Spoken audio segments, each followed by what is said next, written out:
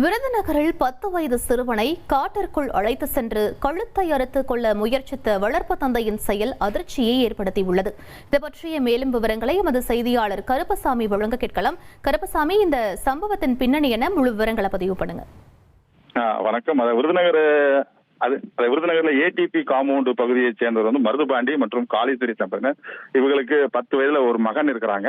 இந்த நிலையில காளீஸ்வரி மருதுபாண்டியை பிரிந்து சென்று இரண்டாவதாக செல்வம் என்பவரை திருமணம் முடித்திருக்கிறாங்க. இந்த தம்பதிகளுக்கு தற்போது வரை குழந்தை இல்லை.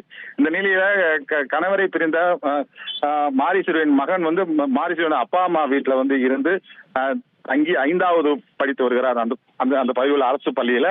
இந்த நிலையில விருதுநகரில் திருவிழாவிற்காக அம்மா வீட்டிற்கு மாரீஸ்வரியின் மகன் வந்த போது அவருடைய 2வது கணவர் செல்வம் அந்த பையனிடம் ஆசை வார்த்தை கூறி விருதுநகர் அருகே உள்ள பத்தனேந்தல் கிராமத்தில் இருக்கிற காட்டு பகுதிக்கு அழைத்து சென்றிருக்கிறார்.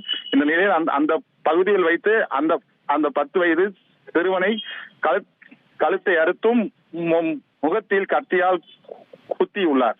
இந்த நிலையில் இந்த சம்பவத்தை செய்துவிட்டு அங்கிருந்து தப்பி ஓடியுள்ளார். இந்த நிலையில் அந்த பகுதியில் அந்த வழியாக சென்ற அந்த பகுதி மக்கள் அந்த சிறுவனை மீட்டு அரசு மருத்துவக் கல்லூரி மருத்துவமனையில் சேர்த்திருக்கிறாங்க. இந்த நிலையில இந்த சம்பவம் குறித்து விருதுநகர் மேற்கு காவல் நிலைய போலீசார் வழக்கு பதிவு செய்து விசாரணை மேற்கொண்டதுல அந்த சிறுவனை தாக்கியது அவருடைய வளர்ப்பு தந்தை என்பது தெரிய வந்ததை அடுத்து அவரை கைது செய்து தற்போது விசாரணை மேற்கொண்டு சிறையில் அடைத்திருக்கிறாங்க.